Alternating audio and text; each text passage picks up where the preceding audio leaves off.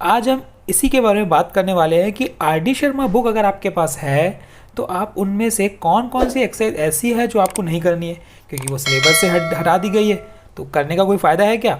नहीं है। तो ये पता होना बहुत ज़रूरी है। तो आज के इस वीडियो में मैं आपको यही बताने वाला हूँ। तो चलिए टाइम वेस्ट ना करते हुए हम बात करते हैं उन एक्सरसाइज की जो हमें पढ़ना है और वो एक्सरसाइज जो हमें हटाना है, जो नहीं पढ़ना है। तो चलिए सबसे पहले चैप्टर नंबर 1 की हम बात कर लेते हैं। ये हमारा चैप्टर नंबर 1 है और चैप्टर नंबर 1 की जो एक्सरसाइज 1.1 है ये आपको नहीं करना है। ये सिलेबस से डिलीटेड है बॉस, ये आपको नहीं पढ़ना है क्योंकि ये बेस्ड किस पे है? ये बेस्ड है यूक्लिड डिवीज़न पे, जो कि इस साल सिलेबस से ये हटा दिया गया है। तो चलिए आगे बढ़ते हैं हम लोग। एक्सरसाइज 1.2 की अगर बात करेंगे तो एक्सरसाइज 1.2 भी इसी के ऊपर बेस्ड है, जो कि आपको नहीं पढ़ना है। तो ये एक्सरसाइज 1.2 भी आपको नहीं करना है। इसको दिमाग में बैठा लो, करोगे कोई मतलब नहीं है, इससे कोई क्वेश्चन नहीं आने वाला, ये आउट ऑफ सिलेबस है। एक्सरसाइज 1.3 की अगर बात करेंगे तो ये सिलेबस में है, ये आपको पढ़ना है। एक्सरसाइज 1.3 आपको करना है। इसकी बात हम एक्सरसाइज 1.4 की बात करेंगे तो ये भी आपको करना है।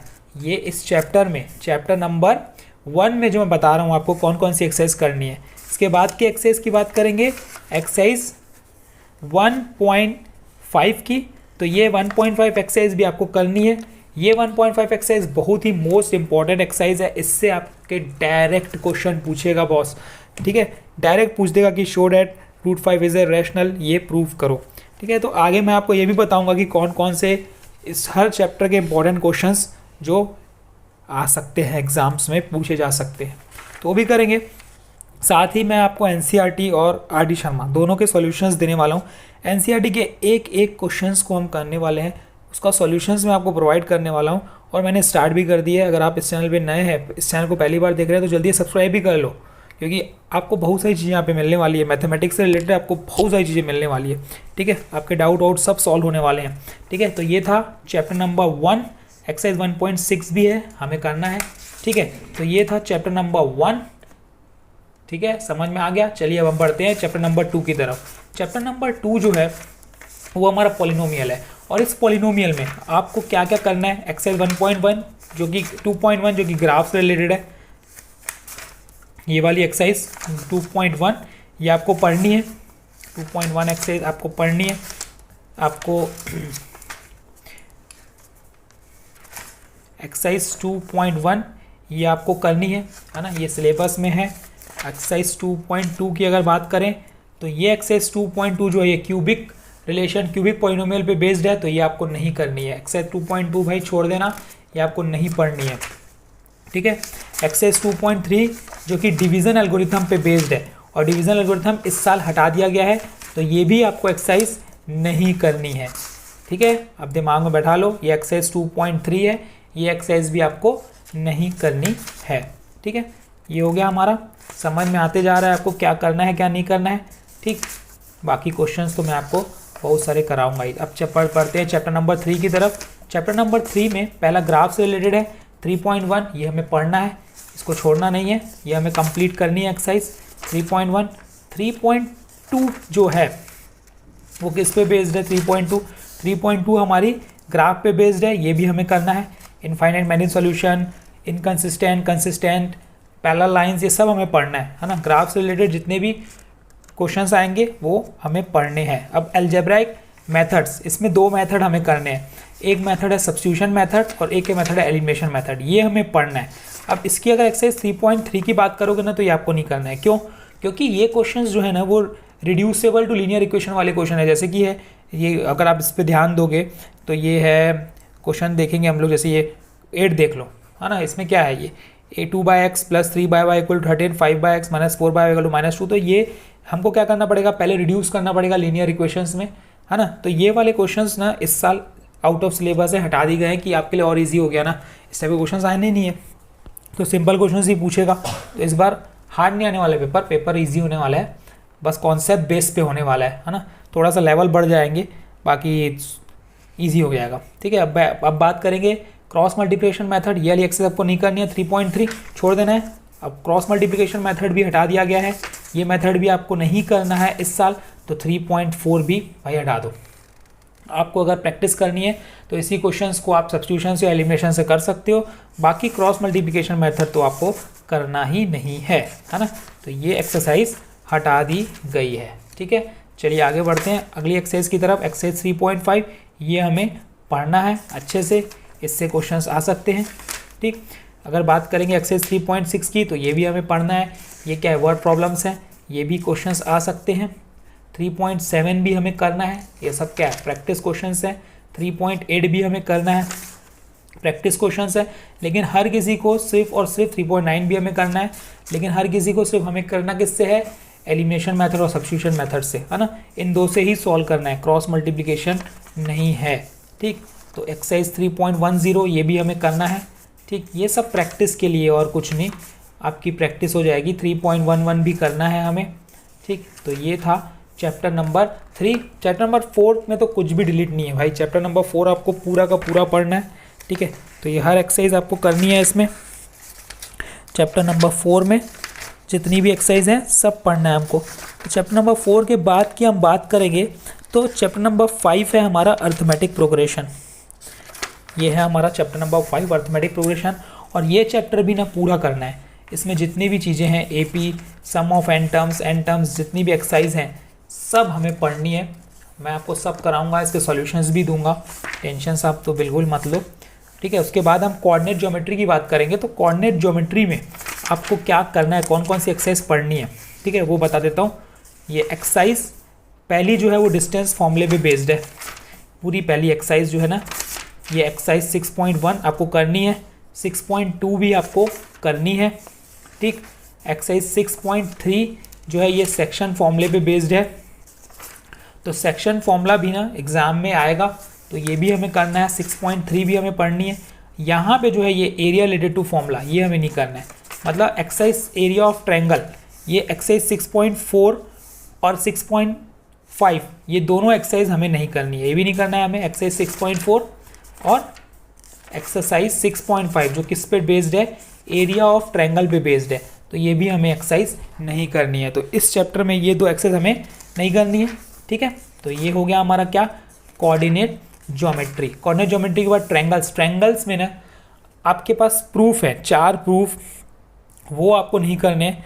जैसे कि आपको हो गया पाइथागोरस थ्योरम का प्रूफ नहीं करना है, एरिया ऑफ ट्रायंगल्स का प्रूफ नहीं करना है, और भी 2 प्रूफ है। मैं डिस्क्रिप्शन में आपको बता दूंगा कौन कौन से प्रूफ हैं जो आपको ट्रायंगल चैप्टर में नहीं करने हैं। बाकी एक्सरसाइज आपको सब करनी है, बस उसके प्रूफ नहीं करने हैं आपको, है ना। एक्सरसाइजेज आपको उसकी पूरी करनी है, ट्रायंगल्स की पूरी अच्छे से प्रैक्टिस करनी है। ठीक, प्रूफ को छोड़ के बाकी सब करना है हमें। तो ये था ट्रायंगल चैप्टर।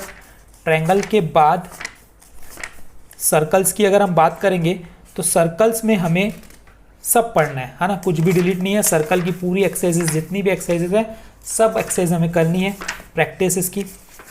सर्कल बहुत इजी चैप्टर है और इससे क्वेश्चंस आते हैं। ठीक, कंस्ट्रक्शन की बात करेंगे इसके बाद, तो कंस्ट्रक्शन पूरा का पूरा चैप्टर नहीं करना है हमें, डिलीट कर दिया गया है। बिल्कुल टेंशन मत लो, पूरा का पूरा चैप्टर हटा दिया गया है, पढ़ो ही मत। ठीक है, कुछ नहीं आने वाला है उससे, एक भी एक्सरसाइज नहीं आने वाली है। अब इसकी बात करेंगे ट्रिग्नोमेट्रिक रेशियो की। Trigonometric ratio chapter number 10। Chapter number 10 में आपको ये वाली एक्सरसाइज जो है 10.1 जो कि बेस्ड है ट्रिग्नोमेट्रिक रेशियोज़ पे, तो ये आपको पढ़ना है। ठीक है, ये सब आने को है। 10.1 10.1 भी पढ़ना है, 10.2 भी पढ़ना है हमें। अब जो ये 10.3 है ये है कॉम्प्लीमेंट्री एंगल पे बेस्ड पे, है ना। और यही 10.3 कॉम्प्लीमेंट्री एंगल के बेस के जो भी एक्सरसाइज रहती है वो हमें नहीं करना है, तो 10.3 आपको छोड़ देना है। ठीक है, 10.3 आपको नहीं पढ़ना है। चलिए आगे बढ़ते हैं हम लोग। ट्रिग्नोमेट्रिक आइडेंटिटीज़ के बाद जो आएगा हमारा, ट्रिग्नोमेट्रिक आइडेंटिटीज़ के आगे की पूरे एक्सरसाइज 11 चैप्टर की एक्सरसाइज 11.1 हमें करनी है। ठीक, 11.1 हमें करना है, 11.2 हमें करना है, ये दोनों एक्सरसाइज हमें करनी है। हाइट एंड डिस्टेंस हमें पूरा करना है, इसमें कुछ भी नहीं छोड़ना है, जितनी भी एक्सरसाइजें करनी है। पर एक बात दिमाग में बैठा लो, इसमें हाइट एंड डिस्टेंस में जो भी क्वेश्चंस में एंगल्स इसमें बोल दिया है सिलेबस में, 0 डिग्री, 30 डिग्री, 45 डिग्री और 60 डिग्री, इसके अलावा एंगल वाले अगर आपको क्वेश्चंस दिखते हैं ना, तो वो आउट ऑफ सिलेबस है, क्योंकि इसके अलावा एंगल वाले क्वेश्चंस करो ही मत। अगर आपको इस बुक में भी अगर दिखेंगे जो इसके अलावा एंगल होंगे, है ना, जैसे 22.5 या 42.5, जो भी एंगल होंगे, तो ये एंगल्स आपको करने ही नहीं है, छोड़ देने हैं ना, बिल्कुल मत करना, क्योंकि एग्जाम में पूछेगा ही नहीं। सिर्फ 0, 30, 45 और 60 डिग्री के ही पूछेगा, ये दे दिया गया है। ठीक, तो ये बाकी सब एक्सरसाइज जो है इसमें हमें परफॉर्म करनी है। अब उसके बाद हम बात करेंगे एरिया लिमिट सर्कल में। एरिया लिमिट सर्कल भी हमें पूरा का पूरा एक्सरसाइज करनी है, इसमें भी कुछ नहीं छोड़ना है। एक्सरसाइज 13.1 हमें करना है, एक्सरसाइज 13.2 भी हमें करना है। ठीक है, एक्सरसाइज 13.2 भी हमें करना है इसका। ठीक, और एक्सरसाइज 13.3 भी हमें करना है। इसके सब एक्सरसाइजेस करनी है। प्रैक्टिस के लिए बहुत सारे क्वेश्चंस है इसमें आर डी शर्मा में, अच्छे से प्रैक्टिस हो जाएगी अगर करने बैठोगे तो स्टैंडर्ड मैथ्स वालों के लिए। ठीक है, बाकी अगर आप सिर्फ बेसिक मैथ्स वाले हैं तो आपके लिए सिर्फ एनसीईआरटी काफ़ी है और कुछ करने की ज़रूरत नहीं है। एनसीईआरटी करो और आप आराम से 80 अबॉव ला सकते हो उसमें। ठीक है, पर आपको अगर मैथमेटिक्स को स्ट्रॉन्ग करना है, एकदम बेस स्ट्रॉन्ग करना है, आगे आप मैथमेटिक्स लेके इंजीनियरिंग में जाने वाले हो या आईआईटी की प्रिपरेशन करने वाले हो, तो आपके लिए इसकी बहुत ज़्यादा ज़रूरत है। उसके बाद हम बात करते हैं चैप्टर नंबर 14 की, क्या है, सरफेस एरिया एंड वॉल्यूम। अब सरफेस एरिया एंड वॉल्यूम में आपको सब एक्सरसाइज करनी है, सिर्फ एक एक्सरसाइज छोड़नी है आपको जिसमें फ्रस्टम से रिलेटेड है ना।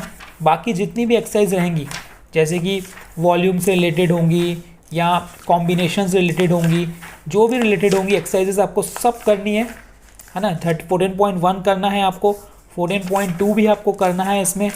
अब इसके बाद जो एक्सरसाइज है 14.3, ये मेरे ख्याल से फ्रस्टम से रिलेटेड है, और 14.3 फ्रस्टम से रिलेटेड जो भी एक्सरसाइज रहेगी आपको वो नहीं करनी है ना। ये एक्सरसाइज है 14.3, ये आपको नहीं करना है क्योंकि पूरा का पूरा किस पे, फ्रस्टम पे बेस्ड है, और इस साल फ्रस्टम हटा दिया गया है, ईजी हो गया है और ना। 14.3 के बाद स्टैटिस्टिक्स में आपको सब करना है।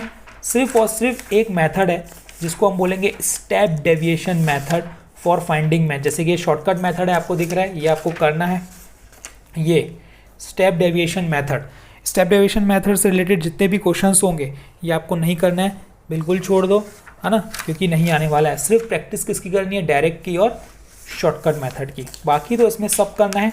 और एक चीज़ और है इसी एक चैप्टर में, ऑगिव ग्राफ्स, जो लास्ट एक्सरसाइज मेरे ख्याल से होनी चाहिए, है ना, एनसीईआरटी में रहती है। ऑगिव ग्राफ बनाने रहता है हमें उसमें, तो देखते हैं इसमें कौन सी एक्सरसाइजेस है। वो मोड हमें करना है ये क्यूमुलेटिव फ्रीक्वेंसी ग्राफ, ये भी हमें क्या करना है, नहीं करना है ना। ये कौन सी एक्सरसाइज है, अगर इसकी एक्सरसाइज की बात करें हम लोग, तो ये एक्सरसाइज है हमारी 15.6। ये 15.6 एक्सरसाइज हमें नहीं करना है। ठीक है, ये आप दिमाग में रख लो, ये पता होना चाहिए आपको। अभी स्कूल्स ओपन होने वाले हैं और उसके पहले एटलीस्ट हमें सिलेबस तो पता होना चाहिए कि हमें करना क्या है, क्या नहीं करना है, नहीं तो वही करते रहेंगे जो आने को नहीं है, तो क्या मतलब। उसके बाद हम बात करते हैं लास्ट चैप्टर प्रोबेबिलिटी की, और प्रोबेबिलिटी में कुछ भी डिलीट नहीं है, प्रोबेबिलिटी आपको पूरी की पूरी करनी है। जितनी भी एक्सरसाइजेस हैं इसमें आपको सब करने हैं प्रैक्टिस, ये पूरे की पूरी एक्सरसाइज हमें अच्छे से करनी है। ठीक, तो ये एक्सरसाइज 16.1 हमें करना है। तो ये था सिलेबस। अगर इसमें आपको कोई भी कन्फ्यूज़न है, कोई भी डाउट है, तो मुझसे पूछिए, मैं आपका डाउट क्लियर करूँगा। और अगर इसके अलावा आपको सॉल्यूशंस चाहिए तो हमारे चैनल पे जाइए, हमारे चैनल पे सब चीज़ अवेलेबल है। हमने स्टार्ट कर दिया चैप्टर नंबर 1, 2, 3 पे हम अभी पहुँचे हैं। आगे हम और क्वेश्चंस लाने वाले हैं, कंटिन्यूसली छोड़ने नहीं वाले हैं एंड तक।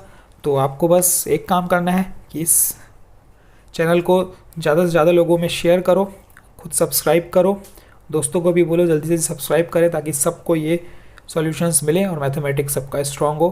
Thank you, all the best, keep practicing, कलम फिर आएंगे।